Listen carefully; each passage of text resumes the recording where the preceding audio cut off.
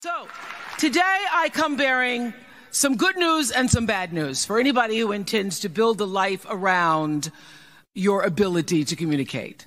So, I want to get the bad news out first so you can be clear. I always like to get the bad stuff up front.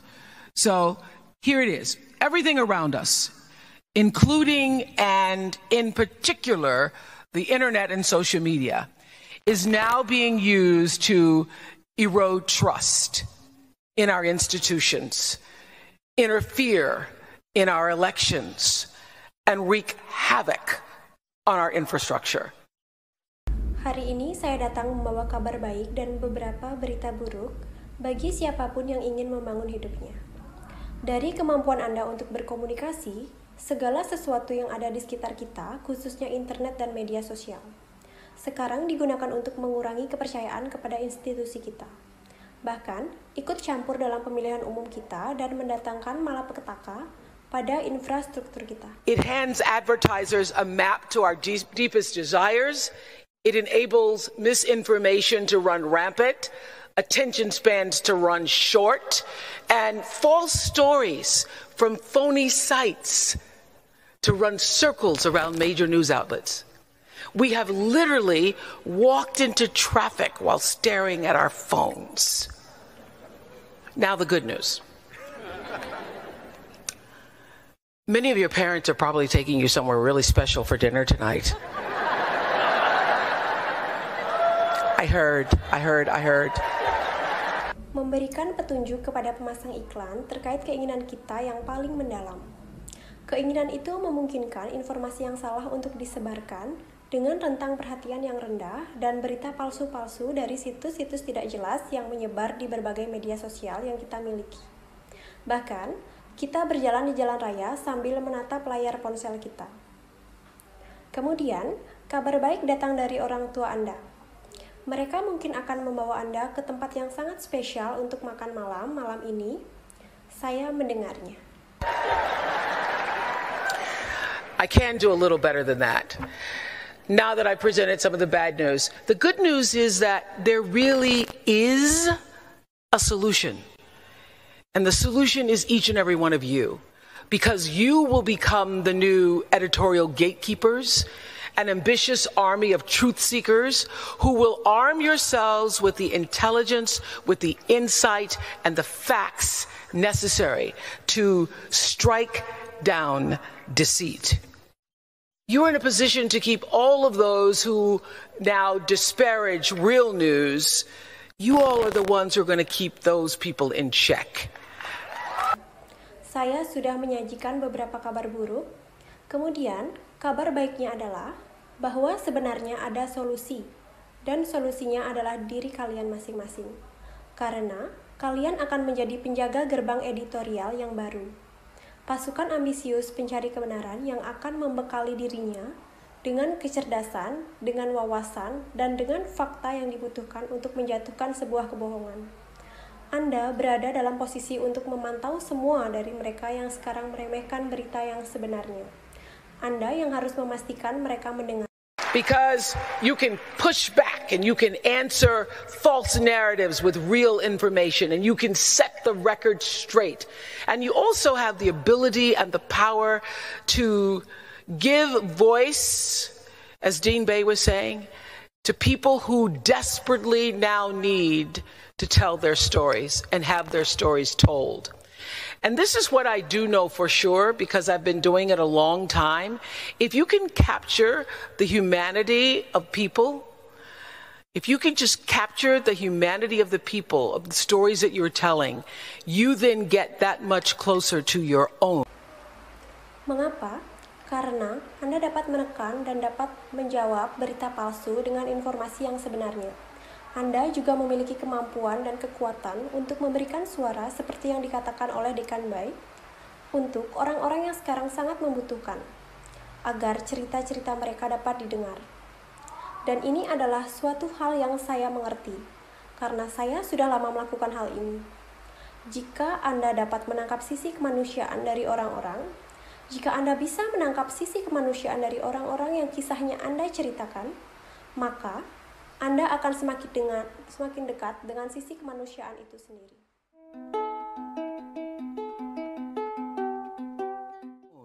humanity. And you can confront your bias, and you can build your credibility and hone your instincts and compound your compassion. You can use your gifts, that's what you're really here to do, to illuminate the darkness in our world. So this is what I also know, that this moment in time, this is your time to rise. It is.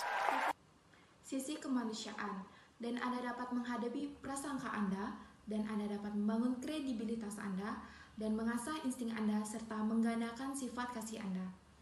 Anda dapat menggunakan karunia Anda, itulah gunanya Anda berada di sini, untuk menerangi kegelapan yang ada di dunia kita. Jadi di masa yang sekarang ini adalah masa kalian untuk bangkit. Even though you can't go anywhere, you can't stand in line at Starbucks, you can't go to a party, you can't go to any place without, everywhere you turn, people are talking about how bad things are, how terrible it is. And this is what I know. The problem is everybody is meeting hysteria with more hysteria. And then we just are all becoming hysterical.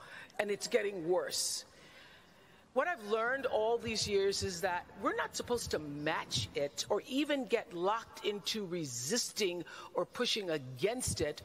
We're supposed to see this moment in time for what it is.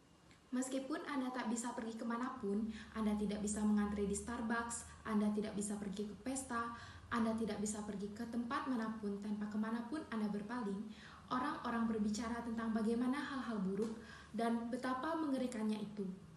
Dan ini yang saya tahu, masalahnya adalah semua orang histeris dengan lebih banyak lagi histeria. Kemudian, kita semua menjadi histeris dan itu semakin lebih buruk.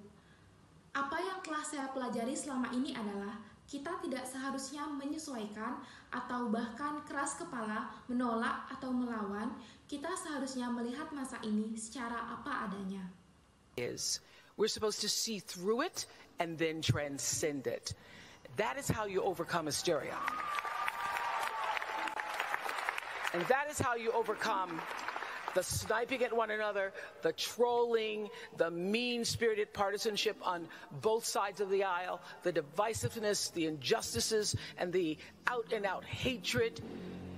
You use it. Use this moment to encourage you, to embolden you, and to literally push you into the rising of your life. Kita seharusnya bisa melihat di balik itu, kemudian melampauinya. Itu adalah bagaimana Anda mengatasi histeria, dan begitulah cara Anda mengatasi hal licik pada satu sama lain, keberpihakan yang kejam di kedua sisi dari lorong yang memecah belah, menyelesaikan keadilan, dan kebencian habis-habisan pada Anda. Gunakan momen ini untuk menyemangati Anda, untuk menguatkan Anda, dan untuk mendorong Anda untuk menuju kebangkitan di dalam hidup Anda. And to borrow a phrase from my beloved mentor, Maya Angelou, just like moons and like suns, with the certainty of tides, just like the hope springing high, you will rise. So your job now, let me tell you, is to take everything you've learned here and use what you've learned to challenge the left, to challenge the right, and the center. When you see something, you say something, and you say it with the facts and the reporting to back it up.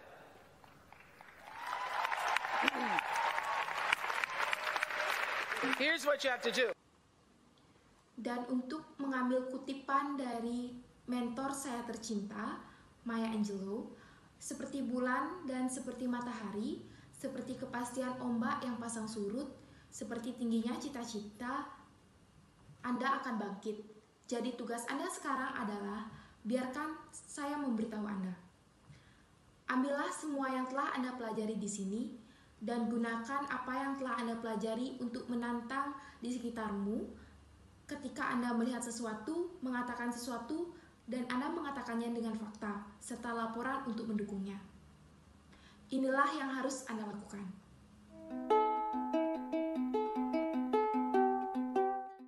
You make the choice every day, every single day, to exemplify honesty, because the truth, let me tell you something about the truth.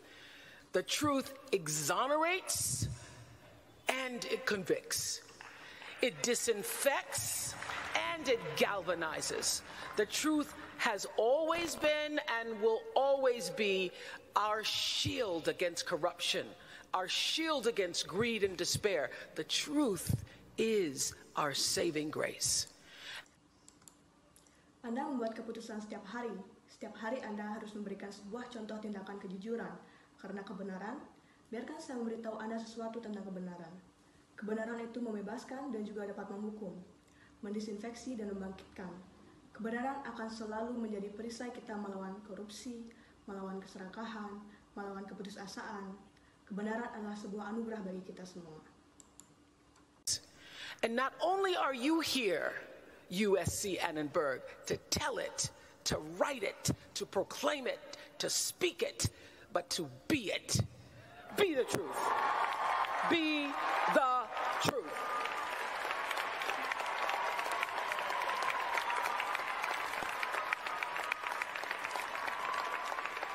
So I want to get down to the real reason we're here today. In about an hour and a half, you're going to be catapulted into a world that appears to have gone off its rocker. And I can tell you, I've hosted on the Oprah Show for 25 years, #1 show. Dan untuk yang berada di sini, di USC Annenberg, tidak hanya untuk mengatakannya, untuk menuliskannya, untuk menyerukannya, ataupun untuk menyuarakannya, tapi jadilah kebenaran itu. Jadi saya ingin memberitahu alasan sebenarnya mengapa kita berada di sini hari ini. Untuk selama 1,5 jam ke depan, Anda akan terlempar ke dalam dunia yang nampaknya telah lepas kendali. Dan saya dapat mengatakan bahwa saya sudah memandu acara Oprah Show selama 25 tahun, acara terbaik di Amerika. Never missed a day. Never missed a day. 25 years. 4,561 shows. So I know how to talk. I can tell you that. But I was a little intimidated coming here because graduations, it's tough. It's hard trying to come up with something to share with you that you haven't already heard. What can I possibly say? Because I know this. Any inspiration or guidance I can offer is nothing that your parents or your deans or professors or Siri haven't already provided. Tidak pernah melewatkan satu hari pun selama 25 tahun sebanyak 4.561 pertunjukan. Jadi saya tahu pasti bagaimana cara berbicara di depan publik. Tapi saya merasa agak terintimidasi ketika datang ke sini karena kelulusan itu adalah hal yang berat. Sulit untuk menemukan sesuatu yang dapat saya bagikan kepada Anda yang sebelumnya belum pernah Anda dengar. Apa hal yang mungkin saya dapat sampaikan kepada Anda? Karena saya tahu jelas, berbagai inspirasi atau bimbingan yang saya sampaikan tidak ada apa-apanya dibandingkan dengan apa yang telah diberikan oleh orang tua Anda, atau dekan, atau profesor, atau bahkan Siri. So I'm here to really tell you, I don't have any new lessons. I don't have any new lessons. But I often think that it's not the new lessons but so much as it is really learning the old ones again and again. So here are variations on a few grand themes, beginning with this. Pick a problem, any problem. The list is long. Here are just a few that are at the top of my list. There's gun violence, and there's climate change, and systemic racism, economic inequality, media bias. The homeless need opportunity, the addicted need treatment, the dreamers need protection, the prison system needs reforming, the LGBTQ community needs acceptance, the social safety net needs saving, and the misogyny needs to stop. Jadi saya tekankan kembali, saya tidak datang ke sini untuk memberikan Anda pelajaran baru. Saya benar-benar tidak memiliki pelajaran baru lagi. Tapi saya seringkali berpikir bahwa ini bukanlah masalah pelajaran baru, tetapi lebih kepada bagaimana kita benar-benar mempelajari hal yang sudah ada lagi dan lagi. Jadi ini merupakan sebuah variasi dari beberapa hal yang besar. Mulailah dengan memilih masalah. Masalah apa saja karena kita memiliki daftar masalah yang sangat panjang di sini. Berikut ini adalah beberapa masalah yang ada di daftar paling atas milik saya. Ada kekerasan bersenjata, perubahan iklim, rasisme sistemik, ketidaksetaraan ekonomi, prasangka media, para tunawisma yang membutuhkan kesempatan, para pecandu yang membutuhkan perawatan, sang pemimpi yang membutuhkan perlindungan, sistem penjara yang perlu direformasi, penerimaan terhadap komunitas LGBT, jaringan pengaman sosial yang perlu diselamatkan, dan kebencian terhadap wanita yang harus dihentikan. Good morning, ladies and gentlemen. we are students from interpreting class of English Department Udayana University. Today, we would like to do a simultaneous interpreting of Imam Hussain's speech video in One Young World 2016. Before that, we are going to introduce ourselves. First, I'm Niputudian Angga Melani, student number 2. I'm Imad Dewi Ratnana Prastya, student number 4. My name is Nursidar Maudianisa, student number 27. We also want to thank our lecturer, Ms. Puspani. And please start the video in 3, 2, 1.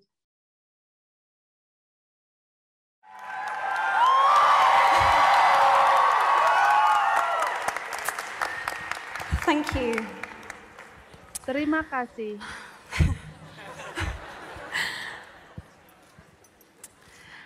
Two years ago, I launched a 2 tahun campaign lalu, called saya He for She meluncurkan at the kampanye UN in bernama New York. He for She di PBB I New was York. very nervous before that speech. Saya sangat gugup The sebelum nerves pidato itu. were followed by a tremendous Kegugupan itu high diikuti immediately oleh afterwards sebuah and ketegangan a yang crashing luar low a biasa. few days after that. Dan titik terendah beberapa My hari best setelahnya. hopes and my worst Harapan fears terbaik were dan confirmed ketakutan all at once. terburuk saya terjadi I had bersamaan. opened Pandora's box Saya telah to a membuka standing kotak ovation perubahan and almost diiringi dengan tepuk simultaneously tangan yang a meriah level of dan critique hampir I had bersamaan never dengan tingginya jumlah experienced in my kritikan life, and the yang selama beginning ini belum pernah of what saya would become a dapatkan. series of Dan ini threats. menjadi awal dari apa yang akan The menjadi last 2 rangkaian years ancaman. have been a baptism 2 of fire, tahun terakhir to say the telah least, menjadi ujian yang where I berat learned just how untuk little I mengatakan know, setidaknya and also di mana saya belajar much. betapa sedikitnya yang saya ketahui It was my scary dan first juga step betapa as an activist, menakutkannya langkah a pertama word I saya never sebagai imagined that seorang I would aktivis. use to describe myself. Sebuah kata yang tidak pernah saya So, bayangkan reading akan the saya applications gunakan of untuk activists menggambarkan diri who saya. applied here for One Young World Jadi, scholarships, membaca was lamaran para aktivis surprising yang to melamar untuk beasiswa One Young World here I begitu was mengejutkan saya. reading the stories of people from Di nearly sini saya membaca 200 different kisah orang-orang countries dari from around the hampir world 200 negara yang berbeda di with seluruh experiences that dunia I couldn't dengan even pengalaman imagine. I mean, I really yang just, tidak pernah bisa saya they were so bayangkan. out of this world Maksud saya, to me. mereka benar-benar luar And biasa yet, menurut saya. Dan lagi, Their notes look like my catatan notes. mereka The terlihat same seperti themes catatan saya. emerged Tema over yang sama and over muncul and over again. berulang-ulang kali. There was so much overlap Ada with the begitu things that banyak I had tumpang been tindih thinking dengan about and hal-hal that I yang had been telah saya struggling with. pikirkan dan yang telah Because the truth diperjuangkan. is, it had never Karena been about sebenarnya ini being an bukan tentang activist. menjadi seorang It was aktivis. about the choice Ini to make tentang myself pilihan visible untuk membuat and diri the saya choices terlihat that you made. dan pilihan that yang too. Anda buat untuk melakukan itu juga. Apart from the significant progress the Terlepas world dari has kemajuan made, yang in the signifikan cause yang for telah equality, dibuat oleh dunia the best dalam thing hal about the last 2 kesetaraan, years has been this. hal terbaik dalam Finding 2 tahun people from terakhir such adalah disparate menemukan orang-orang experiences and communities dengan perbedaan I pengalaman dan found that I have something in komunitas, common with. namun memiliki kesamaan dengan saya. This is a community Ini adalah of komunitas artists, dari seniman, spiritual teachers, guru spiritual, dreamers, pemimpin, thinkers, pemikir, doers, pelaku who work together yang and bekerja sama support each other. dan mendukung satu sama lain. For the first time in my life, Untuk pertama I found kalinya my dalam hidup sisterhood, saya a menemukan brotherhood, saudari, however saudara you want to saya. describe it. Bagaimanapun Anda I mau found my mendeskripsikannya, tribe. saya menemukan keluarga saya.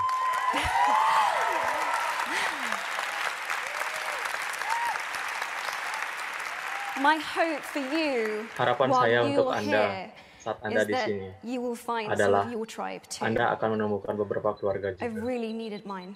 Saya benar-benar membutuhkan milik saya. Bobby Kennedy, Bobby when he Kennedy, was senator for New ketika York, dia menjadi said, senator untuk New York, mengatakan, each time a man setiap kali or woman seorang pria stands up atau for wanita an ideal membela untuk sebuah or idealis acts to improve atau the bertindak lots untuk of meningkatkan others banyak orang or strikes out atau against menyerang injustice, ketidakadilan, he sends forth a dia tiny mengirimkan ripple of riak hope kecil harapan and crossing each other from a dan saling million different melintas centers satu of sama energy. lain dari 1 juta Those pusat ripples energi build a current yang that berbeda. can sweep down Riak-riak itu the membangun arus mightiest yang wall dapat of menyapu dinding oppression terkuat dan and penindasan resistance.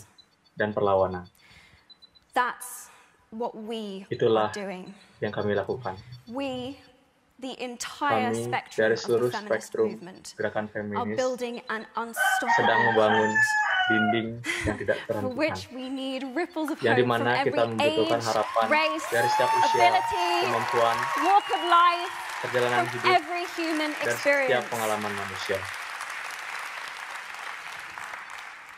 I feel gender Saya merasa equality is kesetaraan as gender important as sama any of pentingnya the other goals that we dengan salah are satu here to tujuan lain discuss. yang kita ingin And bahas di sini. actually, if Dan anything, it sebenarnya, is even jika ada, more important bahkan lebih because penting, it intersects karena with bersinggungan every single other issue dengan setiap that we masalah face. lainnya yang kita hadapi. We all have feminine Kita and semua masculine memiliki energies energi within feminim us. dan maskulin di dalam diri kita. And both forces Dan need to be kedua lifted kekuatan itu up, perlu dibangkitkan, respected. dihormati. They need to work together in Mereka order perlu to make bekerja the sama world go untuk round. membuat dunia berputar. Each of you Masing-masing are dari here Anda berada di at One sini Young World di One Young because you World do karena something Anda melakukan important. sesuatu yang penting. And it is so exciting to Dan see you sangat all come menyenangkan together melihat in Anda one semua room berkumpul dalam because satu One Young ruangan, World isn't about karena saying what One Young I, World bukan tentang each of us mengatakan apa yang individually masing-masing dari can kita do, secara individu dapat but what lakukan, we can do. tetapi apa yang dapat kita lakukan. Working together, Bekerja supporting sama, and listening mendukung, dan to each other. mendengarkan satu sama lain. It's in that spirit Dalam semangat that I itulah, am delighted to saya sangat introduce senang hati 9 activists memperkenalkan who were the 9 first aktivis recipients of a One yang Young World merupakan scholarship penerima that pertama I dari am beasiswa very One honored Young to World, have in bahwa my saya name. merasa sangat terhormat atas nama They are saya. working to secure real Mereka bekerja progress untuk mengamankan towards a kemajuan gender-equal nyata world. menuju dunia And I kesetaraan hope that their gender. stories will Dan saya inspire berharap you cerita mereka as akan much as they have menginspirasi inspired Anda me. sebagaimana mereka telah In a moment, menginspirasi I'm going to saya. ask them to come Sebentar onto lagi the saya stage. akan meminta mereka untuk But datang before ke I atas do, panggung. Tapi I want sebelum to itu, offer a few saya ingin statements of my menyatakan own beberapa pernyataan that saya I've sendiri struggled with and telah saya continue to struggle perjuangkan with dan on a daily lanjut basis, diperjuangkan dalam but kehidupan that I have sehari-hari. found inspiring. Tapi saya rasa ini I want menginspirasi. to ask you to take a Saya moment, ingin meminta Anda untuk You can beberapa saat, keep your eyes closed Anda or bisa tetap keep them menutup open, mata Anda atau tetap membukanya, and ask dan yourself tanya if pada these diri have any Anda truth for you apakah in pernyataan them. ini memiliki kebenaran untuk Anda. I am willing to be seen. Saya bersedia untuk dilihat. I am willing to speak up. Saya bersedia untuk berbicara. I am willing to keep going. Saya bersedia untuk terus bergerak. I am willing to listen to what others Saya have to say. bersedia untuk mendengarkan apa yang orang lain ingin katakan. I am willing to go forward even when I Saya feel bersedia alone. untuk maju bahkan ketika saya merasa sendirian. I am willing to go to bed each night Saya at peace bersedia untuk with pergi myself. tidur setiap malam dengan kedamaian dalam diri saya. I am willing to be my biggest, Saya bersedia bestest, most powerful untuk menjadi diri yang terbesar, terbaik, dan paling kuat. These 7 statements 7 scared the pernyataan absolute ini shit out of me. membuat saya takut. But I know that Tapi they saya are at the tahu crux of it all. bahwa At the end itu of the adalah day, inti and when dari all is said semuanya. and Pada done, akhirnya dan ketika semua dikatakan dan I know dilakukan, that these are the ways that saya tahu I bahwa want ini to have adalah lived my cara-cara life. yang saya mau untuk menjalani hidup saya. I know each one of you probably will have Saya tahu encountered one of these masing-masing dari Anda statements in the akan last menyatakan 48 salah satu hours. dari pernyataan And ini if dalam you 48 jam terakhir. Thank you for being Dan here. jika Anda mengatakannya, terima kasih telah appreciate berada di sini. Saya menghargai It's itu. truly an honor. Ini to be benar-benar here suatu with you kehormatan all. untuk berada di sini bersama Anda semua. Terima kasih.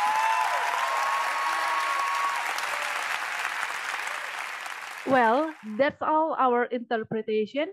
Thanks million for watching us. See you in other videos.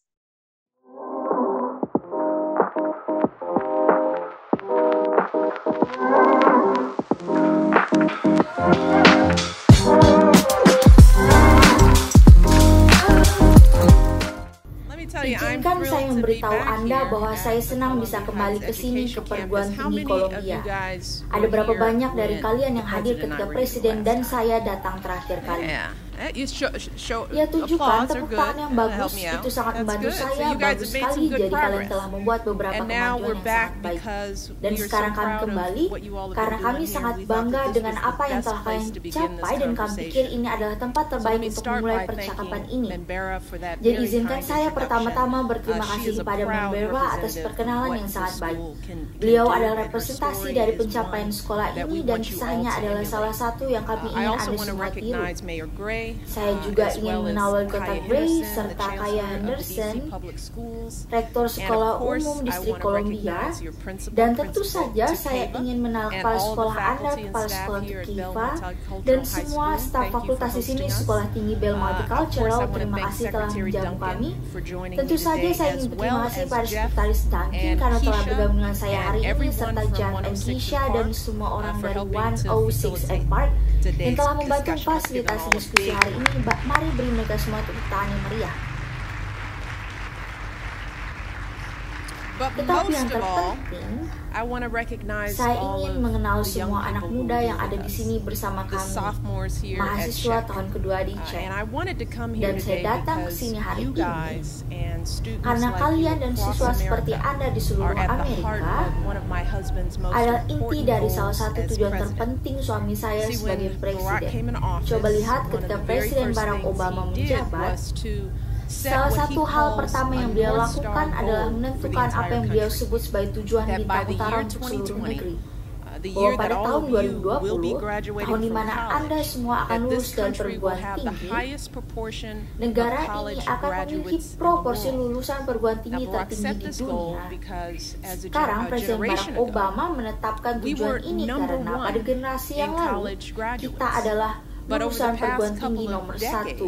Tetapi selama beberapa dekade terakhir, negara ini mengalami kemerosotan hingga sampai pada urutan ke-12. Kita telah mengalami kemunduran, dan itu tidak dapat dibiarkan. Dan kita semua memiliki banyak pekerjaan yang harus dilakukan untuk mengembalikan kejayaan. Tetapi Presiden Barack Obama tidak menetapkan tujuan hanya karena itu baik untuk negara kita. Beliau melakukannya karena beliau tahu betapa pentingnya pendidikan tinggi bagi Anda semua sebagai individu. Karena ketika tahun 2020 berlalu, hampir 2/3 dari semua pekerjaan di negara ini akan membutuhkan beberapa bentuk pelatihan di luar sekolah menengah. Entah itu program kejuruan, komunitas mahasiswa, program sarjana, Anda semua akan membutuhkan beberapa bentuk pendidikan tinggi untuk membangun kehidupan yang Anda inginkan untuk diri Anda sendiri, karir yang baik untuk dapat menafkahi keluarga Anda.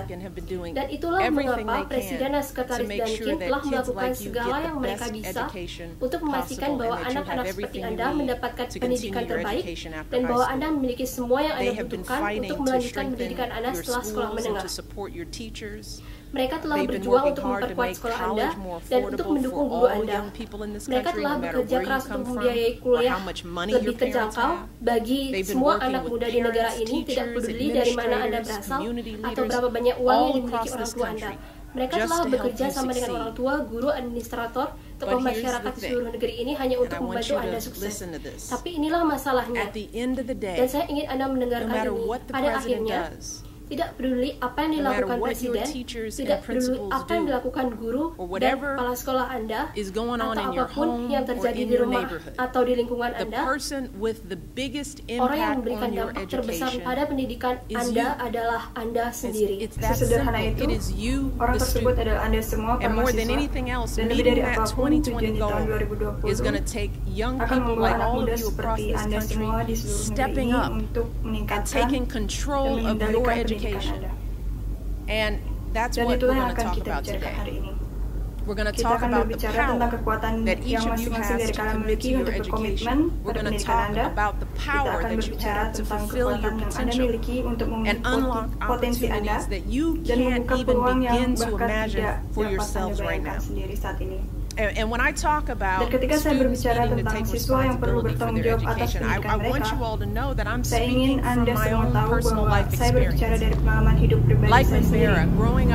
Seperti Membera, Even though my parents didn't have a lot of money, they never went to college themselves. They had an unwavering belief in the power of education. So they always pushed me and my brothers to do whatever it took to succeed in school. So when it came time for me to go to high school, they encouraged me to enroll in one of the best schools in Chicago. It was a school a lot like this one.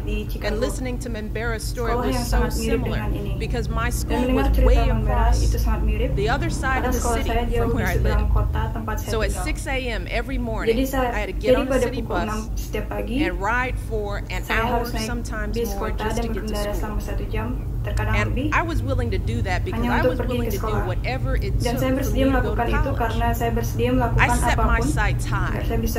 I decided I was going to Princeton, but I quickly realized that for me, a kid like me, getting into Princeton wasn't just going to happen on its own.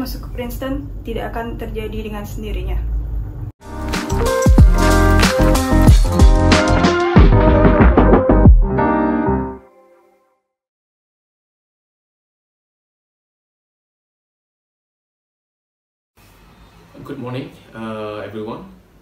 My name is Ida Bautista Putra. I'm a student from English Department, Faculty of Humanities, Udayana University. And this time I would like to do a consecutive interpreting. So I will start. Hi, a very good morning to you all. It's a great pleasure for me to introduce the Norwegian Foreign Minister, Anniken Huitfeldt. Please, Anniken. Thank you and good morning. It's good to see you all. In too many countries and regions, people have to leave everything behind to escape from conflict and natural disasters. Selamat pagi untuk Anda semua. Dengan senang hati, saya memperkenalkan Menteri Luar Negeri Norwegia, Anniken Huitfeldt. Dipersilakan mengambil tempat. Terima kasih dan selamat pagi. Senang melihat Anda semuanya. Di banyak negara dan wilayah, orang harus meninggalkan segalanya untuk melarikan diri dari konflik dan bencana alam. Many become internally displaced. Others seek refuge in neighboring countries. Many find shelter in the refugee camps managed by UN and also others. And some end up in dangerous situations at the mercy of ruthless smugglers or become unwilling pieces in international power politics. Banyak yang menjadi pengungsi internal, yang lain mencari perlindungan di negara tetangga, banyak yang mencari perlindungan di kamp-kamp pengungsian yang dikelola oleh UN dan juga yang lain. Dan beberapa berakhir dalam situasi berbahaya di bawah belas kasihan para penyelundup yang kejam atau menjadi bagian yang tidak mau dalam politik kekuatan internasional.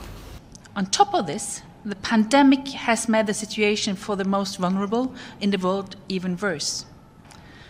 This is the dramatic backdrop to the briefing that Mr. Grandi will give the UN Security Council today. On behalf of Norway, I'll make 3 urgent points. First, the situation in Afghanistan is putting us to a test. Daripada itu, pandemi telah membuat situasi yang paling rentan di dunia menjadi lebih buruk. Ini adalah latar belakang dramatis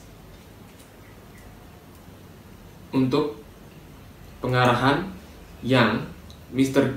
Grandi akan berikan kepada Dewan Keamanan PBB hari ini. Atas nama Norwegia, saya akan membuat 3 poin penting. Pertama, situasi di Afghanistan sedang menguji kita.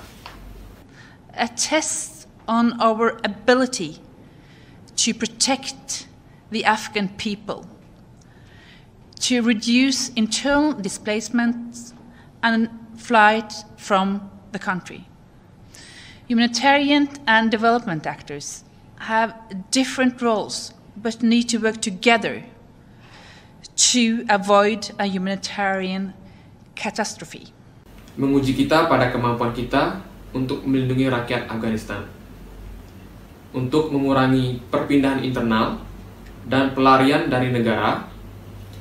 Pelaku kemanusiaan dan pembangunan memiliki peran yang berbeda, tetapi perlu bekerjasama untuk mengakhiri krisis kemanusiaan. Okay, that's all that I can interpret about my part. Thank you very much. Hello everyone, my name is Niputung Putih Awandari. My student number is 009. Now I would like to continue the interpret, but before that, let me watch the video first. Development gains made over the last 20 years are at risk. This leads to a general point: we have to use all our tools in our response to disaster and conflict. The population must be safe from danger and conflict. Shelter, food, and blankets should be provided to meet humanitarian needs. Children, boys and girls, should go to school, and parents need jobs. And we must ensure that everybody can enjoy their humanitarian or human rights.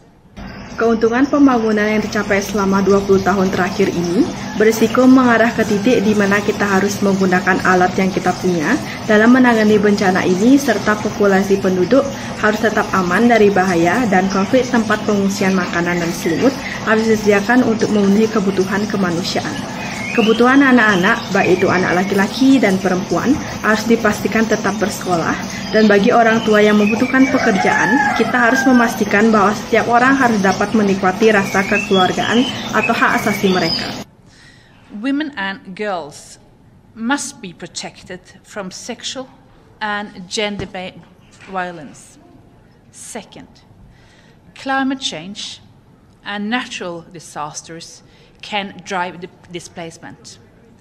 This can impact our ability to build and sustain peace, which is the reason why we are working to step up the Council efforts on integrating climate-related security risks into its analysis and work.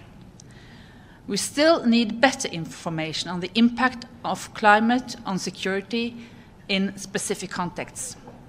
This information has to be reliable, it has to be relevant, and it must be taken into consideration in our peace efforts.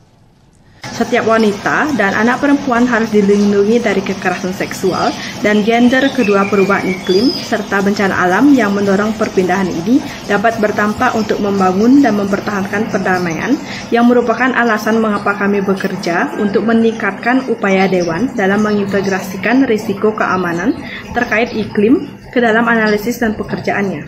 Kami masih memerlukan informasi yang lebih baik tentang dampak iklim terhadap keamanan dalam konteks khusus yang dimiliki informasi ini agar dapat diandalkan.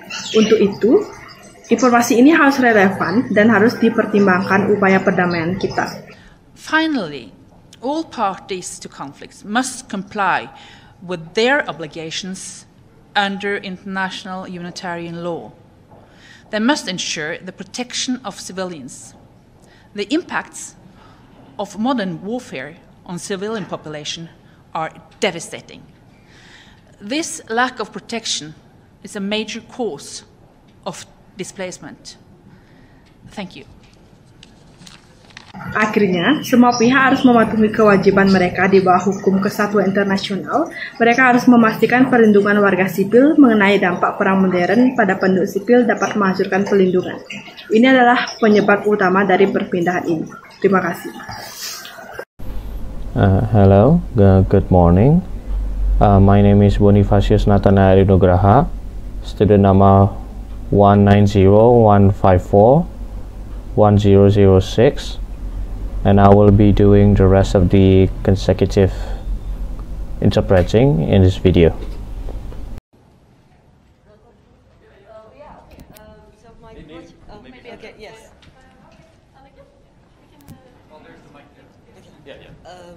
So my question, my name is Ibtisam Azim from the Daily Arabic Al Arab Al Jadid newspaper. I have to follow up on the issue of environment.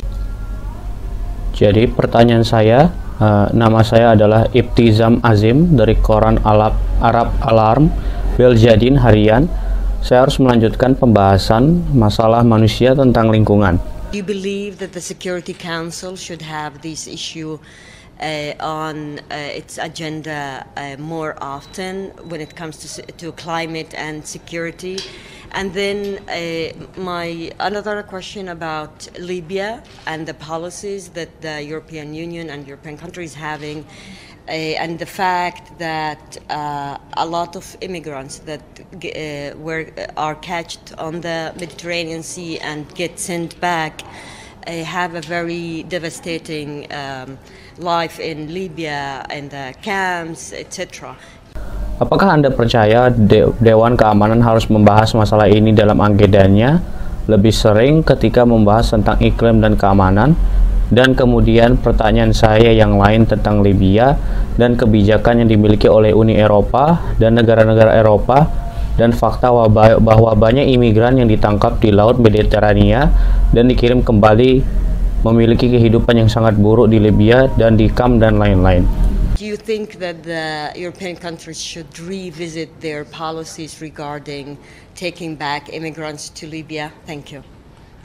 Yeah, first on climate changes, I mean, I think most of us do acknowledge that competition on resources and struggle. I'll take my mask off. That people are suffering because of lack of resources, and climate changes are certainly drivers in this context. Menurut Anda, apakah negara-negara Eropa harus meninjau kembali kebijakan mereka tentang mengantarkan imigran kembali ke Libya? Terima kasih. Ya, pertama tentang perubahan iklim. Saya pikir sebagian besar dari kita mengakui tentang persaingan sumber daya dan bahwa banyak orang sengsara karena kekurangan sumber daya, dan perubahan iklim tentu saja merupakan pendorong dalam konteks ini.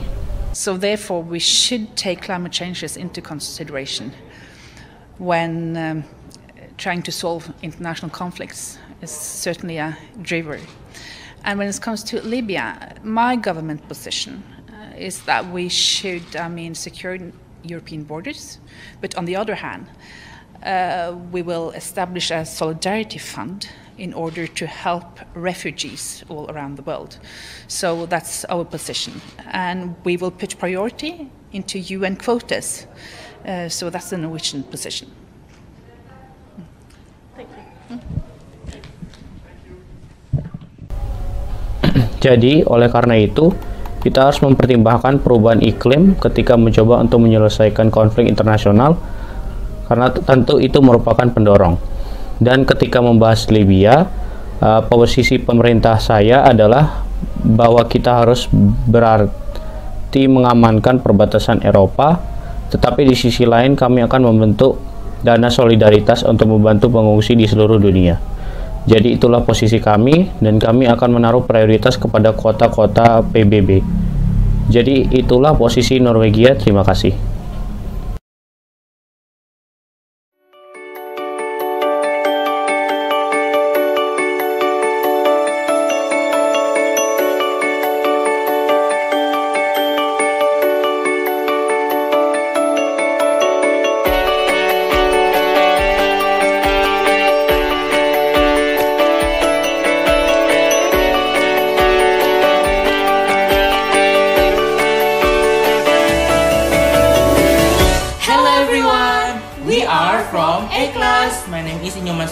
Student ID number 02N1, and I'm Nikade Arsusanti, student number 024. Today we would like to interpret simultaneously a speech of President Obama.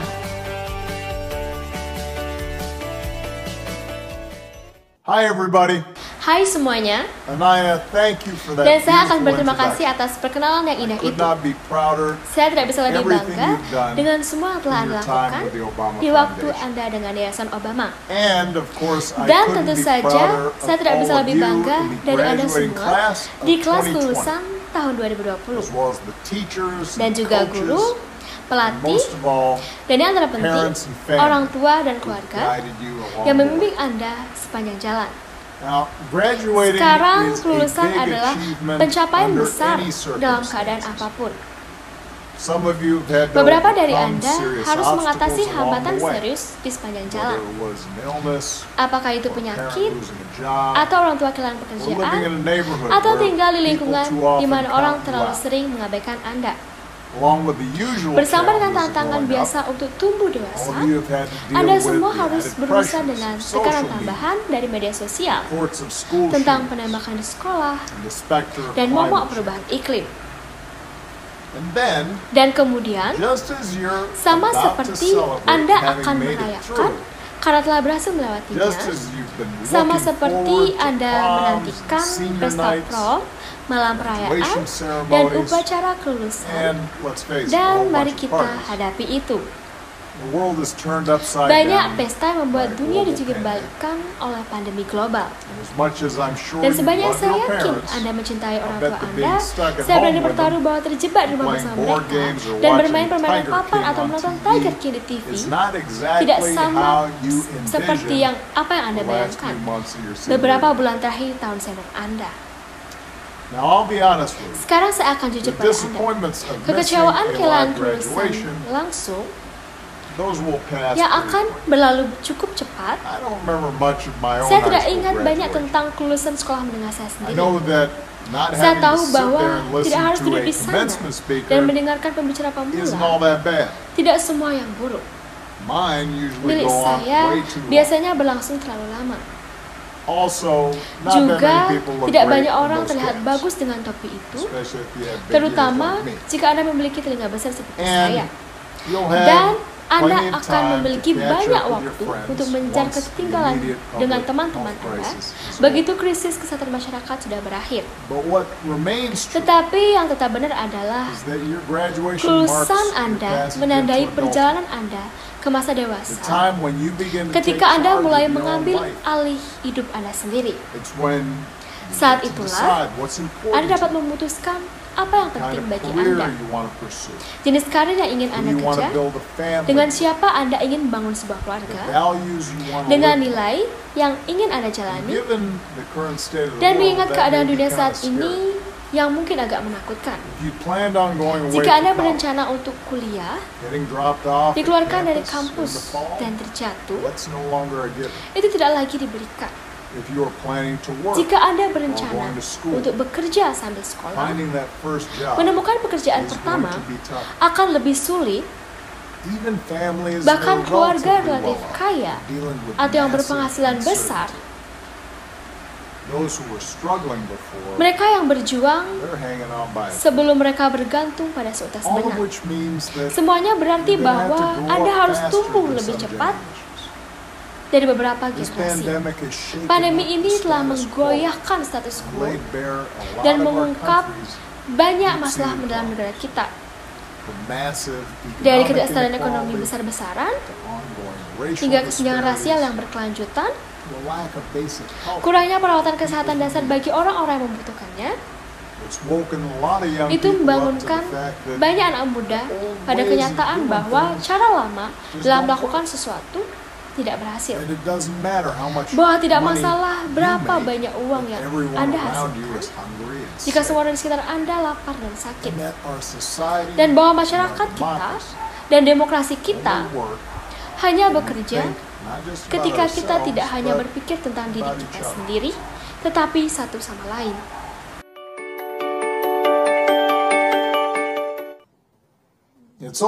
Itu juga kembali menarik tirai kebenaran pahit lainnya. Sesuatu yang akhirnya kita semua harus menerimanya begitu masa kanak-kanak kita berakhir.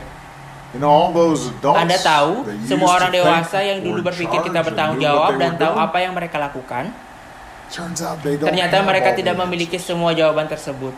Banyak dari mereka bahkan tidak mengajukan pertanyaan yang tepat. Jadi, jika dunia akan menjadi lebih baik, itu terserah Anda. Realisasi tersebut mungkin agak mengintimidasi, tetapi saya harap itu juga menginspirasi. Dengan semua tantangan yang sekarang dihadapi oleh negara ini, tidak ada seorang pun yang bisa memberitahu Anda terlalu muda untuk mengerti, atau begitulah yang selalu dilakukan. Karena dengan begitu banyak ketidakpastian, dengan segala sesuatu yang tiba-tiba diperebutkan, ini adalah dunia generasi Anda untuk dibentuk. Karena saya adalah salah satu dari orang-orang tua, saya tidak akan memberitahu apa yang harus Anda lakukan dengan kekuatan yang ada di tangan Anda sendiri, tetapi saya akan memberikan 3 nasihat singkat. Pertama, jangan takut. Amerika telah melalui masa-masa sulit sebelumnya, perbudakan, perang saudara, penyakit kelaparan, depresi hebat pada tahun 1911. Dan setiap kali kita menjadi lebih kuat. Biasanya karena generasi baru, anak muda seperti Anda, belajar dari kesalahan masa lalu dan menemukan cara untuk membuat segalanya menjadi lebih baik. Kedua, lakukan apa yang Anda pikir itu benar. Melakukan apa yang terasa baik, apa yang nyaman, apa yang mudah, itulah cara berpikir anak-anak kecil. Sayangnya, banyak orang-orang dewasa termasuk beberapa orang dengan gelar tinggi dan pekerjaan penting masih berpikir seperti itu. Itulah mengapa segalanya menjadi kacau. Saya harap Anda yang memutuskan untuk mendasari diri Anda pada nilai-nilai yang bertahan, seperti kejujuran, kerja keras, tanggung jawab, keadilan, kemurahan hati, menghormati orang lain. Anda tidak akan melakukannya dengan benar setiap waktu. Anda akan melakukan kesalahan seperti yang kita semua lakukan. Tetapi jika Anda mendengarkan kebenaran yang ada di dalam diri Anda, bahkan ketika itu sulit, bahkan ketika itu tidak nyaman, orang-orang akan melihat itu. Mereka akan tertarik pada Anda, dan Anda akan menjadi bagian dari solusi tersebut, bukan bagian dari masalah. Dan akhirnya, membangun komunitas. Tidak ada yang melakukan hal-hal besar sendirian. Sekarang ini, ketika orang takut, mudah untuk menjadi sinis dan berkata, biarkan saya menjaga diri saya sendiri, atau keluarga saya, atau orang-orang yang melihat atau berpikir atau berdoa seperti saya. Tetapi, jika kita melewati masa-masa sulit ini, jika kita ingin menciptakan dunia di mana setiap orang memiliki kesempatan untuk mencari pekerjaan dan membiayai kuliah, jika kita ingin menyelamatkan lingkungan dan mengalahkan pandemi di masa depan, lalu kita harus melakukannya bersama-sama. Jadi tetaplah hidup dalam perjuangan satu sama lain, membela hak satu sama lain, tinggalkan semua cara berpikir lama kita yang memisahkan kita, seksisme, prasangka rasial, status, keserakahan, dan mengatur dunia di jalan yang berbeda. Ketika Anda membutuhkan bantuan, misalnya saya telah menjadikannya sebagai misi dari yayasan kami untuk memberi orang-orang muda seperti Anda keterampilan dan dukungan untuk memimpin di komunitas Anda sendiri, dan untuk menghubungkan Anda dengan para pemimpin muda lainnya di seluruh negeri dan di seluruh dunia. Tetapi, kenyataannya, Anda tidak perlu untuk kami memberitahu apa yang Anda lakukan. Karena dalam banyak hal, Anda sudah mulai memimpin. Selamat Angkatan 2020. Terus buat kami bangga.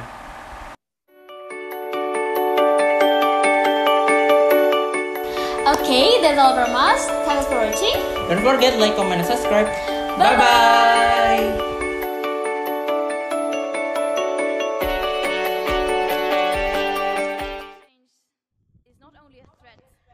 Perubahan iklim bukan hanya sebuah ancaman, tetapi di atas segalanya merupakan kesempatan untuk menciptakan planet yang lebih sehat, lebih hijau, dan lebih bersih yang akan bermanfaat bagi kita semua. Kita harus mengejar kesempatan ini. Kita dapat mencapai keuntungan dalam konservasi ekologis dan pembangunan berkualitas tinggi.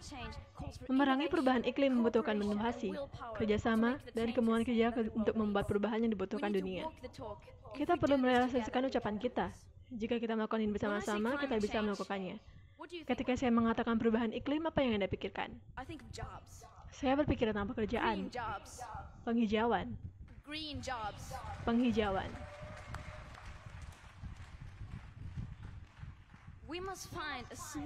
Kita harus menemukan transisi yang mulus menuju ekonomi rendah karbon. Tidak ada planet B. Tidak ada planet bla. Bla bla bla. Bla bla bla.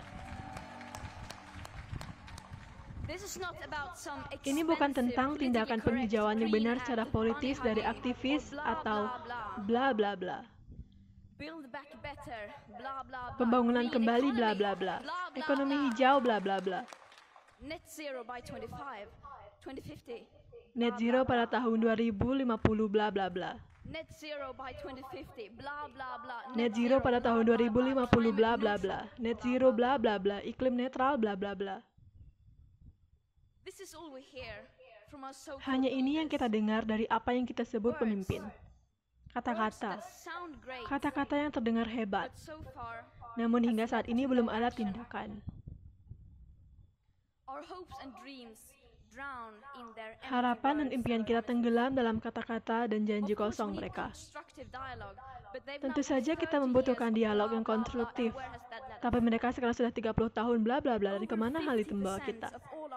Lebih dari 50% dari semua emisi karbon dioksida kita telah terjadi sejak tahun 1990.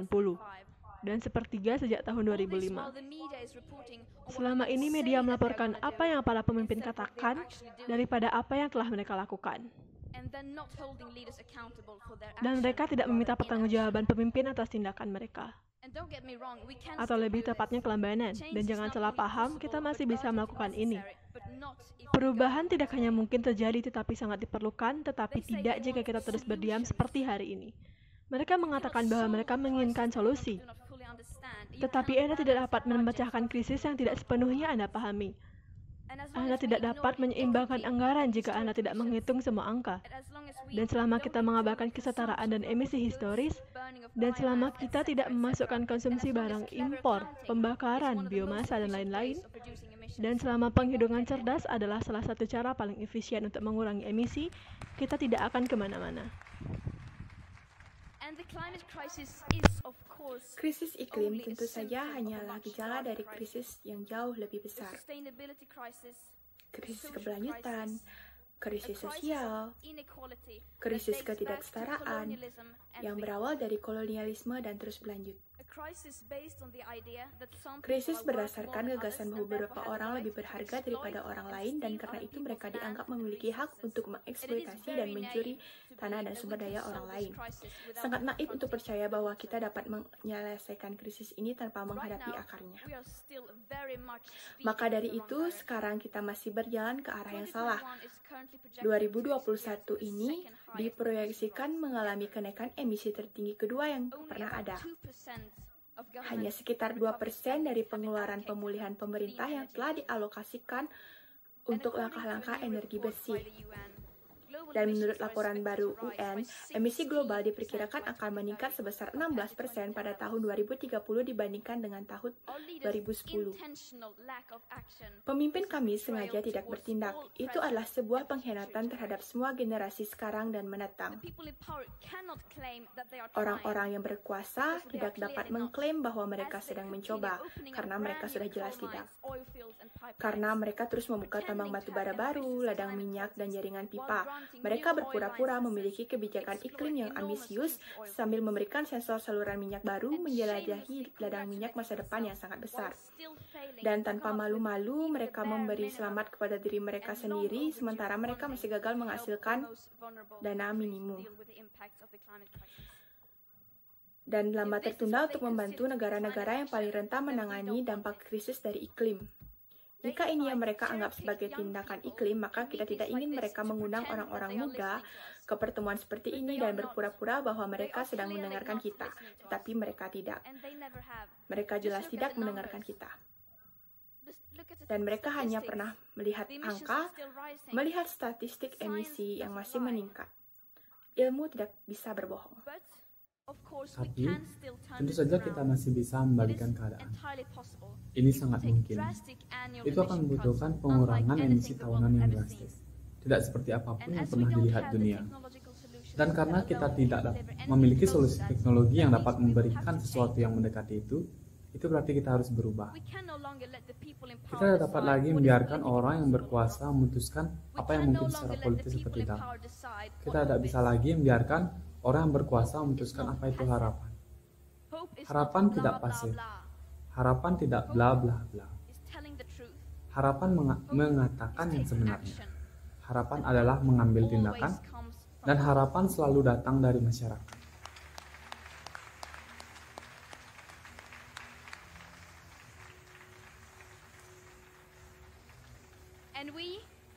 Dan kita masyarakat, kita menginginkan masa depan yang aman. Kita menginginkan aksi iklim yang nyata. Kita menginginkan keadilan iklim. Apakah Anda mendengar saya? Apa yang kita inginkan? Kapan kita menginginkannya? Apa yang kita inginkan? Kapan kita menginginkannya? Para pemimpin suka mengatakan bahwa kami dapat melakukan ini. Mereka jelas tidak bersungguh-sungguh, tapi kita bisa. Kita bisa melakukan ini. Saya benar-benar yakin bahwa kita bisa. Tapi itu dimulai dengan orang-orang. Itu dimulai dengan menghadapi kenyataan dari situasi yang tidak nyaman mungkin. Itu dimulai dengan mengambil tindakan, dan itu dimulai dari sekarang. Lagi, apa yang kita inginkan? Kapan kita menginginkannya? Apa yang kita inginkan? Kapan kita menginginkannya? Apa yang kita inginkan? Kapan kita menginginkannya? Apa yang kita inginkan? Kapan kita menginginkannya? Terima kasih.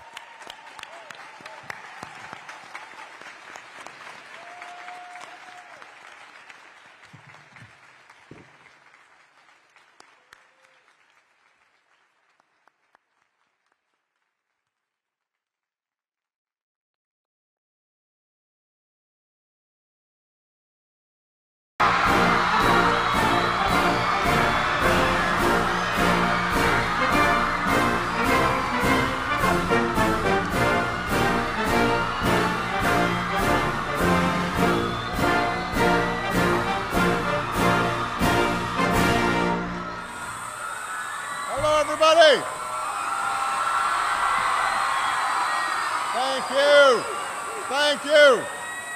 Thank you, everybody. All right, everybody go ahead and have a seat. How's everybody doing today?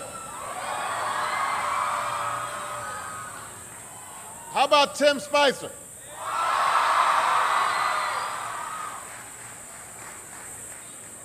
I am here with students at Wakefield High School in Arlington, Virginia, and we've got students tuning in from all across America, from kindergarten through 12th grade.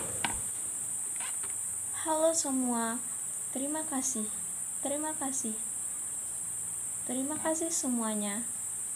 Baiklah, semua orang pergi ke depan dan duduk. Bagaimana kabar semua orang hari ini? Bagaimana dengan tim speaker? Saya di sini bersama para siswa di Fairleigh High School in Arlington, Virginia, dan kami memiliki siswa yang mendengarkan dari seluruh Amerika, dari taman kanak-kanak sampai kelas 12. And I am just so glad that all could join us today, and I want to thank Wakefield for being such an outstanding host. Give yourselves a big round of applause.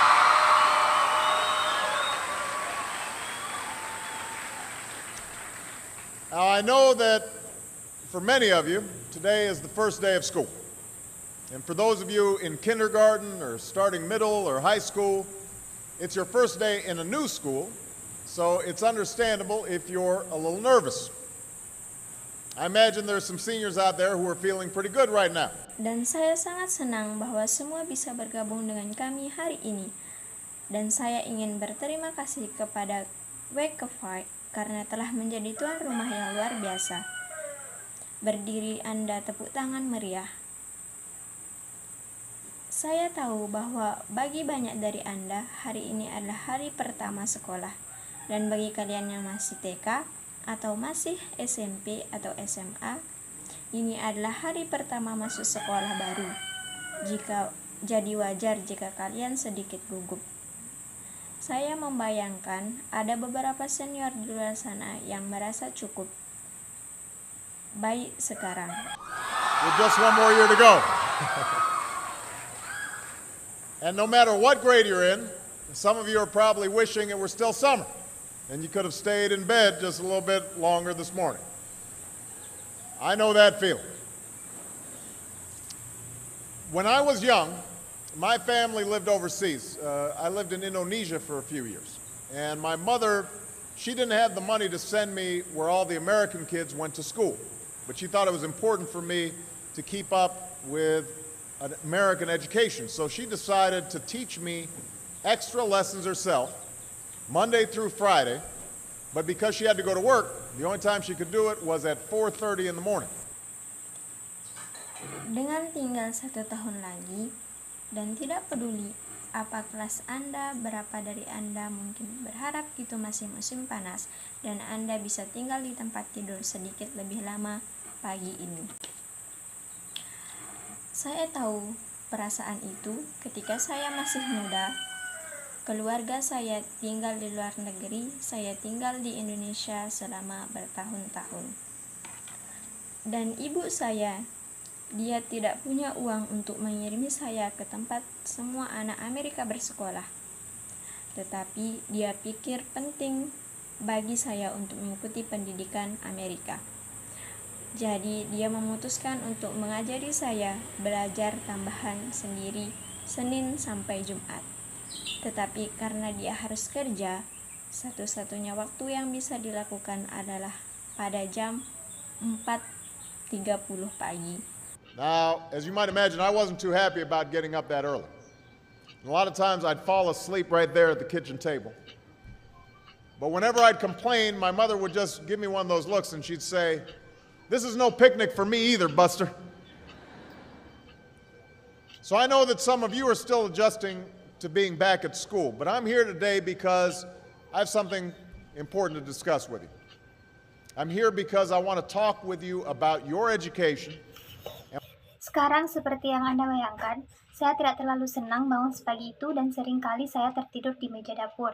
Tetapi setiap kali saya mengeluh, ibu saya hanya akan memberi saya salah satu tatapan dan dia akan berkata, "Ini juga bukan piknik untukku, Buster." Jadi saya tahu bahwa beberapa dari Anda masih menyesuaikan diri untuk kembali ke sekolah. Tetapi saya di sini hari ini karena saya memiliki sesuatu yang penting untuk didiskusikan dengan Anda. Saya di sini karena saya ingin berbicara dengan Anda tentang pendidikan Anda. And what's expected of all of you in this new school year.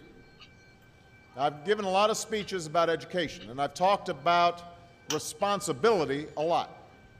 I've talked about teachers' responsibility for inspiring students and pushing you to learn. I've talked about your parents' responsibility for making sure you stay on track and you get your homework done and don't spend every waking hour in front of the TV or with the Xbox. I've talked a lot about... Dan apa yang diharapkan dari kalian semua di tahun ajaran baru ini? Sekarang saya telah memberikan banyak pidato tentang pendidikan dan saya sudah banyak berbicara tentang tanggung jawab. Saya telah berbicara tentang tanggung jawab guru untuk menginspirasi siswa dan mendorong Anda untuk belajar.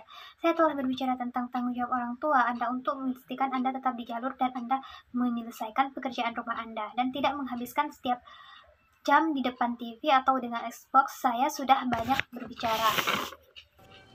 Your government's responsibility for setting high standards and supporting teachers and principals and turning around schools that aren't working, where students aren't getting the opportunities that they deserve. But at the end of the day, we can have the most dedicated teachers, the most supportive parents, the best schools in the world, and none of it will make a difference. None of it will matter unless all of you fulfill your responsibilities. Tanggung jawab pemerintah untuk menetapkan standar yang tinggi dan mendukung guru dan kepala sekolah dan mengembalikan sekolah yang tidak berfungsi di mana siswa tidak mendapatkan kesempatan yang layak mereka dapatkan. Tetapi pada akhirnya kita dapat memiliki guru yang paling berdedikasi, orang tua yang paling mendukung sekolah terbaik di dunia dan tidak ada yang akan membuat perbedaan. Tidak ada yang penting kecuali Anda semua memenuhi tanggung jawab Anda. unless you show up to those schools, unless you pay attention to those teachers, unless you listen to your parents and grandparents and other adults and put in the hard work it takes to succeed. And that's what I want to focus on today. The responsibility each of you has for your education. I want to start with the responsibility you have to yourself. Every single one of you has something that you're good at. Kecuali jika Anda datang ke sekolah itu, kecuali jika Anda memperhatikan guru-guru itu, kecuali jika Anda mendengarkan orang tua dan kakek nenek Anda dan orang dewasa lainnya, dan melakukan kerja keras yang diperlukan untuk keberhasilan. Itulah yang ingin saya fokuskan hari ini, tanggung jawab masing-masing dari Anda untuk pendidikan Anda. Saya ingin memulai dengan tanggung jawab yang Anda miliki terhadap diri sendiri. Setiap orang dari Anda memiliki sesuatu yang Anda kuasai. Every single one of you has something to offer. And you have a responsibility to yourself to discover what that is. That's the opportunity an education can provide. Maybe you could be a great writer, maybe even good enough to write a book or articles in a newspaper, but you might not know it until you write that English paper, that English class paper that's assigned to you.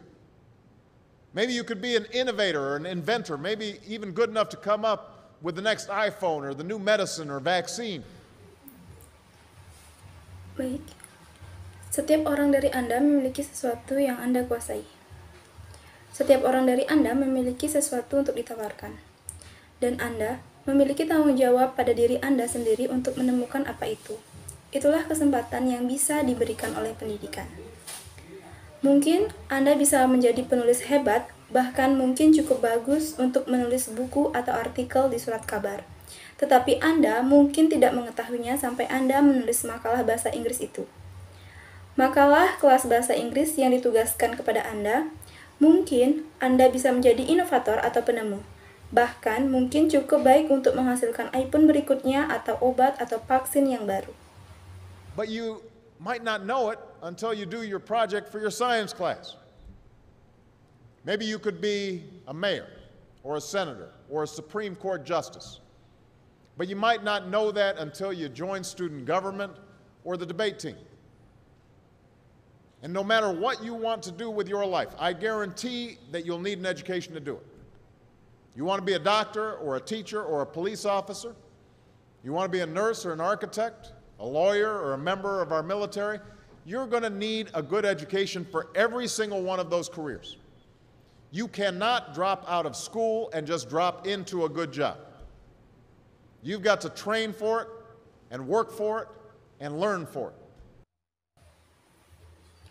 Tetapi Anda mungkin tidak mengetahuinya sampai Anda mengerjakan proyek untuk kelas sains Anda. Mungkin Anda bisa menjadi wali kota, atau senator, atau hakim agung. Tetapi Anda mungkin tidak mengetahuinya sampai Anda bergabung dengan kelompok mahasiswa atau tim debat. Dan apapun yang ingin Anda lakukan dengan hidup Anda jamin Anda memerlukan pendidikan untuk melakukannya. Anda ingin menjadi dokter, atau guru, atau polisi, Anda ingin menjadi perawat atau arsitek, pengacara atau anggota militer kita, Anda akan membutuhkan pendidikan yang baik untuk setiap karir tersebut. Anda tidak bisa putus sekolah dan langsung bekerja. Anda harus berlatih untuk itu dan bekerja untuk itu dan belajar untuk itu. And this isn't just important for your own life and your own future. What you make of your education will decide nothing less than the future of this country. The future of America depends on you. What you're learning in school today will determine whether we as a nation can meet our greatest challenges in the future. You'll need the knowledge and problem-solving skills you learn in science and math to cure diseases like cancer and AIDS, and to develop new energy technologies and protect our environment. You'll need the insights and critical thinking skills you gain in history and social studies to fight poverty and homelessness, crime and discrimination, and make our nation more fair and more free. Dan tidak hanya penting untuk kehidupan Anda sendiri dan masa depan Anda sendiri. Apa yang Anda lakukan terhadap pendidikan Anda tidak akan menentukan masa depan negara ini. Masa depan negara Amerika tergantung pada Anda. Apa yang Anda pelajari di sekolah hari ini akan menentukan apakah kita sebagai bangsa dapat menghadapi tantangan terbesar kita di masa depan. Anda akan membutuhkan pengetahuan dan keterampilan memecahkan masalah yang Anda pelajari dalam sains dan matematika untuk menyembuhkan penyakit seperti kanker dan AIDS, dan untuk mengembangkan teknologi energi baru dan melindungi lingkungan kita. Anda akan membutuhkan wawasan dan keterampilan berpikir kritis yang Anda pelajari dalam sejarah dan studi sosial untuk memerangi kemiskinan dan tunawisma, kejahatan, diskriminasi, dan membuat bangsa kita lebih adil dan lebih bebas. Good morning, ladies and gentlemen. We are students of the English Department, Faculty of Humanities at Udayana University. We are here to present our practice on consecutive interpretation of Priyanka Chopra's UNICEF speech on Syrian refugees. This video will be presented by our group, which consists of 3 members, namely Devi Ramadhani, student number 8, Alsya Paramita Indrianto, student number 19, and Made Intan Cynthia Dewi, student number 20. And before we start, we would like to give our special thanks to our lecturer, Mrs. Puspani, for making all of this possible. Without further ado, we will start on our presentation, starting with the first speaker, Alsya Paramita Indrianto, the second speaker, Made Intan Cynthia Dewi, and for the last speaker, Devi Ramadhani. So, let's start the video. I'm an actor by profession. I consider myself a humanitarian by nature, as I think all of us are.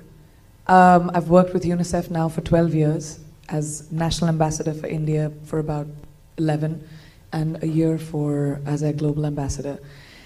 When you hear these kids asking these questions and we sit in our incredibly privileged worlds, as we do, because we have washing machines and we have dishwashers and we have cars and we have great clothes and we wake up with planes not targeting our home. Saya seorang aktor dalam profesi. Saya menganggap diri saya sebagai manusia pada dasarnya, sama seperti yang saya pikir untuk kalian semua. Saya telah bekerja sama dengan UNICEF sekarang selama 12 tahun sebagai Duta Besar Nasional untuk India selama sekitar 11 tahun dan setahun sebagai Duta Global. Ketika Anda mendengar anak-anak ini mengajukan pertanyaan-pertanyaan, dan kami duduk di dunia kami yang sangat istimewa, seperti yang biasa kami lakukan, karena kami memiliki mesin cuci, dan kami memiliki mesin pencuci piring, dan kami memiliki mobil, dan kami memiliki pakaian yang bagus, dan kami membangun dengan pesawat yang tidak menargetkan rumah kami. Sitting in that environment, I don't think most of us don't understand the gravity of what kids like Mazoon and Hanan and Ayam have been through. I had the privilege of going to Jordan, which has been a host country of about 1.5 million refugees in a camp called Zatari, and which Mazoom is from as well. Berada di lingkungan itu, saya rasa sebagian besar dari kami tidak memahami betapa beratnya apa yang telah dialami anak-anak seperti Muzon, Hanane, dan Aiman. Saya mendapat kesempatan istimewa untuk pergi ke Yordania, yang telah menjadi tuan rumah bagi sekitar 1,5 juta pengungsi, di sebuah kemah bernama Zaatari, tempat Muzon juga berasal. That's where she went to school too. Yeah.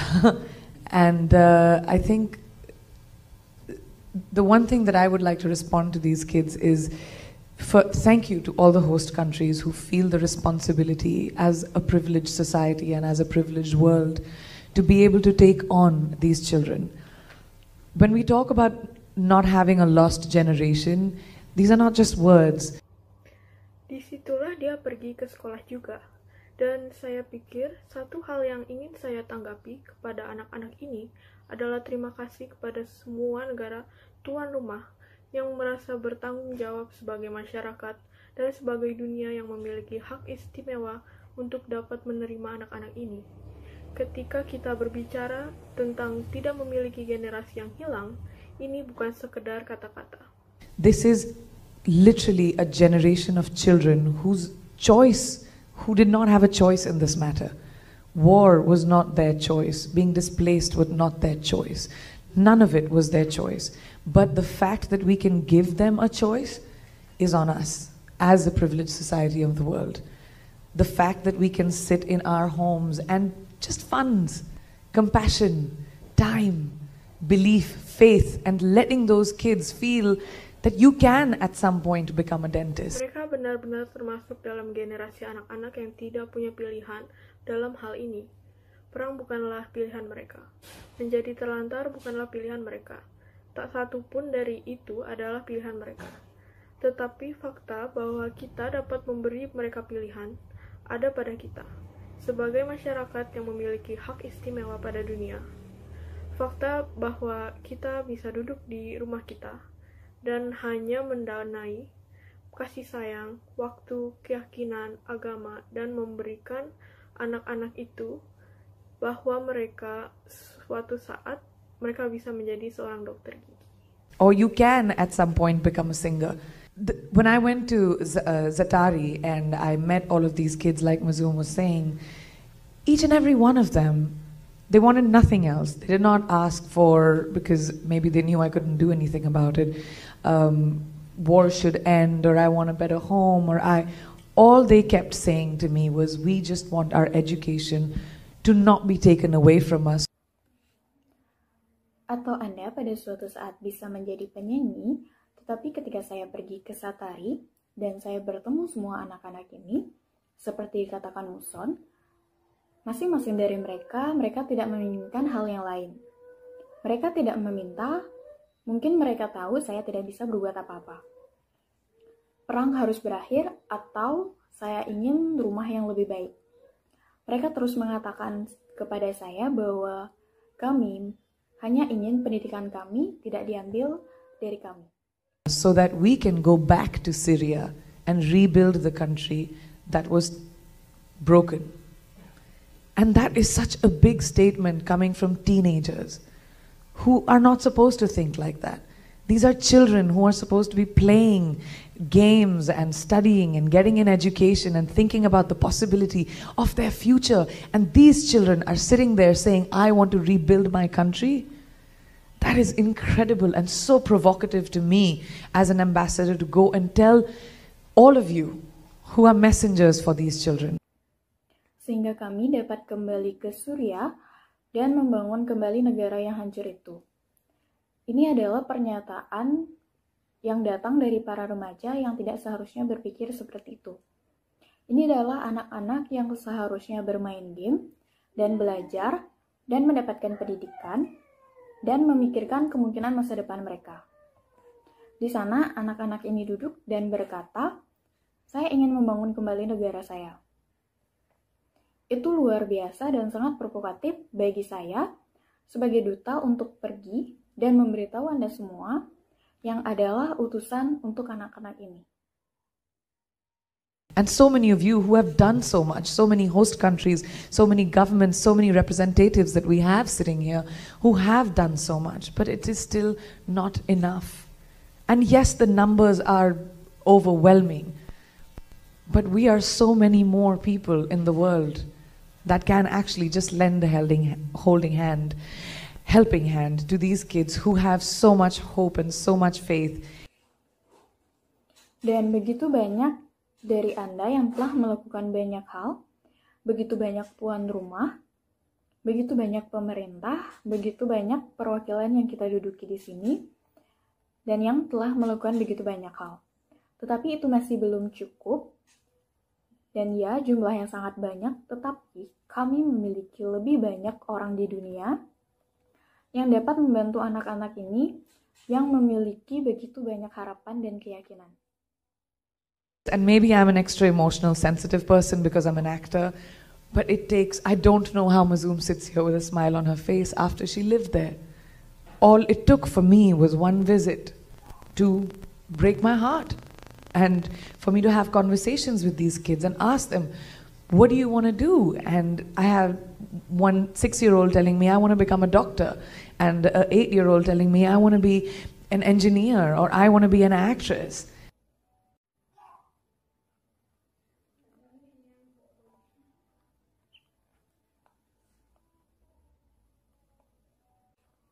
Dan mungkin saya orang ekstra emosional dan sensitif karena saya seorang aktor, tetapi saya tidak tahu bagaimana Muson duduk di sana dengan senyum di wajahnya setelah tinggal di sana. Yang hanya saya butuhkan adalah satu kunjungan untuk menghancurkan hati saya, dan bagi saya untuk bertanya kepada anak-anak ini, apa yang Anda ingin lakukan? Dan saya memiliki seorang anak berusia 6 tahun dan memberitahu saya ingin menjadi seorang dokter.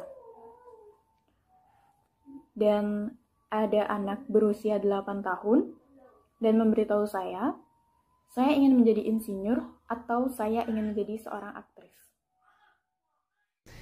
And I know the reality. I know that I don't know if these children will have access to higher education.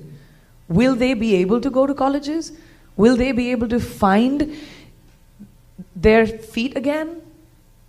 And those are questions we need to answer sitting in this room. Those are the questions we need to answer for them as their voices.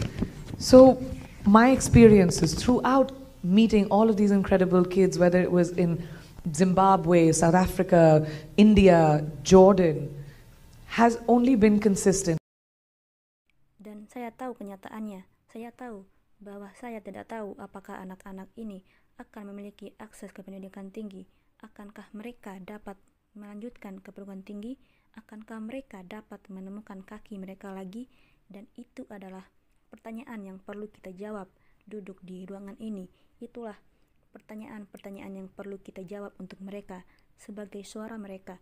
Jadi, pengalaman saya selama bertemu semua anak yang luar biasa ini, baik itu di Zimbabwe, Afrika Selatan, India, Yordania, selalu konsisten. Each and every one of them, whether they're dealing with poverty, whether they're dealing with war, whether they're dealing with the refugee crisis, all of them just want to be able to have a handle on their future. And we can give them that. So please, I implore each and every one of you to implore the people that you work with to ask to just move their spirits and say this is on us as privileged society to remember those children that may be forgotten. Masing-masing dari mereka, apakah mereka berurusan dengan kemiskinan, apakah mereka berurusan dengan perang, apakah mereka berurusan dengan krisis pengungsi. Mereka semua hanya ingin dapat memiliki pegangan pada masa depan mereka, dan kita bisa memberi mereka itu. Jadi, tolong saya mohon Anda masing-masing untuk memohon kepada orang-orang yang bekerja dengan Anda untuk bertanya, untuk hanya menggerakkan semangat mereka dan mengatakan bahwa itu pada kita sebagai masyarakat yang memiliki hak istimewa untuk mengingat anak-anak yang mungkin dilupakan. Who, and I'm going to say this with the fear of the fact that I don't know if I can, but these are children that can actually get into the hands of people whose hands they shouldn't be in, of extremist thoughts, of ideas. And these are the same kids who, by the way, have to deal with the stigma of being refugees, of the fact that they have been displaced from the countries that they come from. Siapa? Dan saya akan mengatakan ini dengan ketakutan akan fakta bahwa saya tidak tahu apakah saya bisa, tetapi ini adalah anak-anak yang benar-benar dapat jatuh ke tangan orang-orang yang tangannya tidak seharusnya berada, dari ekstremis, pikiran, dan ide. Dan ini adalah anak-anak yang sama, yang ngomong-ngomong harus menghadapi stigma sebagai pengungsi, fakta bahwa mereka telah diusir dari negara asal mereka. So all of those things are something that we as a society need to talk about, educate about, create awareness about. But we need to remember that this lost generation belongs to this one world, and we are part of that one world. And it's on us to be able to take care of that one world that we have. Thank you very much. Jadi, semua itu adalah sesuatu yang kita sebagai masyarakat perlu membicarakan, mendidik, menciptakan kesadaran. Tetapi, kita perlu ingat bahwa generasi yang hilang ini milik satu dunia ini, dan kita adalah bagian dari satu dunia itu. Dan itu adalah tanggung jawab kita untuk dapat menjaga satu dunia yang kita miliki. Terima kasih banyak. That concludes our group's presentation. Thank you so much for watching. See you all in the next video.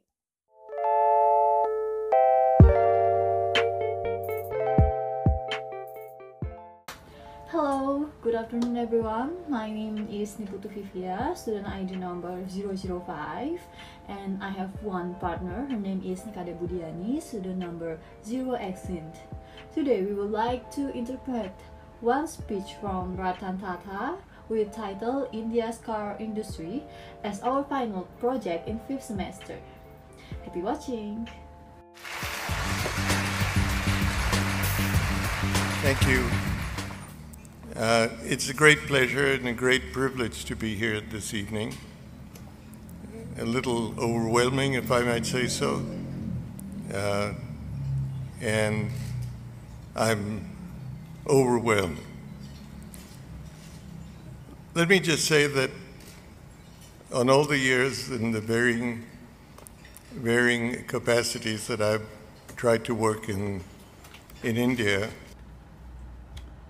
Terima kasih. Ini adalah kesenangan besar dan hak istimewa yang besar untuk berada di sini malam ini. Sedikit berlebihan jika boleh saya katakan begitu. Saya kewalahan. Izinkan saya mengatakan bahwa selama bertahun-tahun dalam kapasitas yang bervariasi yang saya coba kerjakan di India, the most fascinating period of time that I've had is in the automotive area. The automobile business is truly an emotive and a tremendously rewarding business. It has more excitement than any other business I've been involved in. And the greatest pleasure I've had is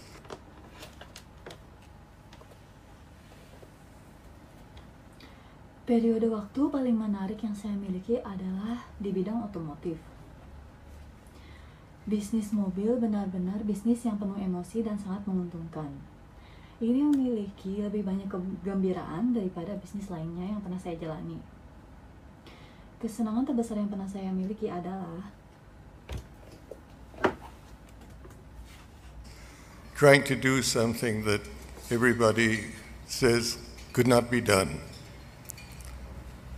I'll just share perhaps a moment in time which I will always cherish. I decided that India could produce its own car. Everybody, my friends overseas in the automobile business, mencoba melakukan sesuatu yang semua orang katakan tidak bisa saya lakukan. Saya hanya akan berbagi mungkin satu momen yang selalu saya hargai. Saya memutuskan bahwa India dapat memproduksi mobilnya sendiri. Semua yang teman saya di luar negeri menjalankan bisnis automobil.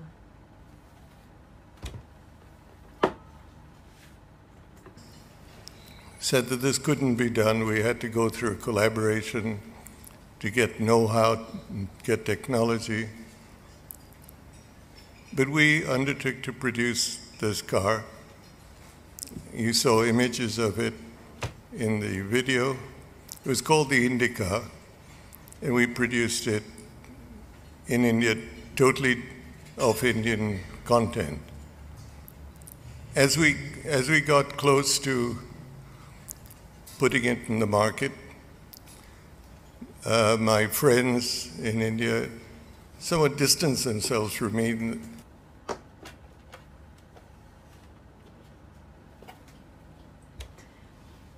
Mengatakan bahwa ini tidak dapat dilakukan. Kami harus melakukan kolaborasi untuk mengetahui bagaimana mendapatkan teknologi yang kami perlu untuk memproduksi mobil ini. Anda melihat gambarnya di video yang disebut IndyCar. Dan kami memproduksinya di India, seluruhnya di India. Saat kami hampir memasarkannya, teman-teman saya di India agak menjauhkan diri dari saya. Otherwise known as distancing yourself from failure. And when the car came out, I suddenly felt that I didn't have a friend in the world and that all the warnings that people had given me were probably going to come true.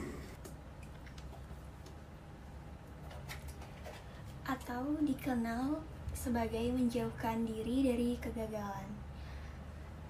Dan ketika mobil keluar, saya tiba-tiba merasa bahwa saya tidak punya teman di dunia dan semua peringatan yang diberikan orang kepada saya mungkin akan menjadi kenyataan.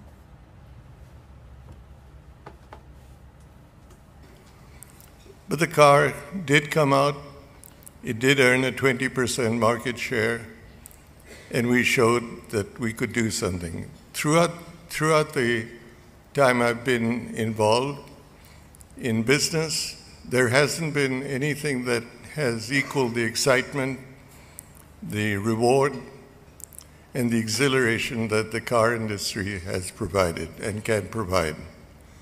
It gives, as has been said earlier, an opportunity to test new technologies, new building methods. Tapi mobilnya keluar. Itu mendapatkan pangsa pasar sekitar 20% dan kami menunjukkan bahwa kami dapat melakukan sesuatu selama saya terlibat dalam bisnis. Tidak ada yang menandingi kegembiraan, penghargaan, dan kegembiraan yang telah dapat diberikan oleh industri mobil. Ini memberikan, seperti yang telah dikatakan sebelumnya, kesempatan untuk menguji teknologi baru maupun metode pembangunan baru.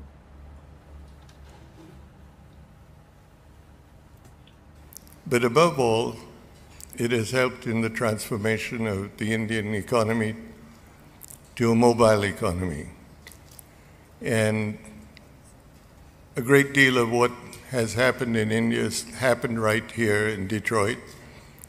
The world owes a great deal to the United States for doing what it did to get the car industry to be taken for granted the rest of the world as it has over the years. Tetapi di atas semua itu, ini telah membantu dalam transformasi ekonomi India ke ekonomi yang lebih maju. Dan banyak hal yang telah terjadi di India terjadi di sini dan di Detroit. Dunia adalah hal yang hebat bagi Amerika Serikat karena melakukan apa yang dilakukannya untuk membuat industri mobil diterima begitu saja di seluruh dunia seperti yang telah terjadi selama bertahun-tahun.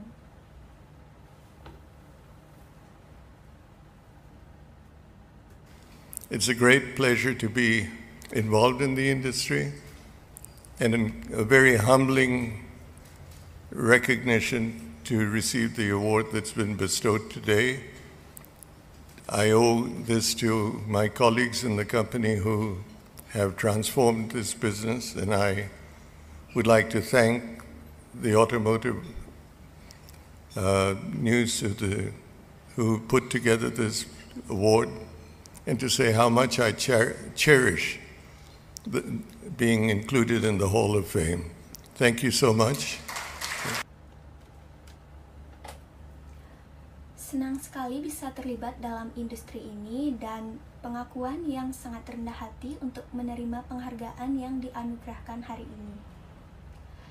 Saya berutang ini kepada rekan-rekan saya di perusahaan yang telah mengubah bisnis ini, dan saya ingin mengucapkan terima kasih kepada otomotif yang mengumpulkan penghargaan ini, dan untuk mengatakan betapa saya menghargai dimasukkan dalam Hall of Fame. Terima kasih banyak.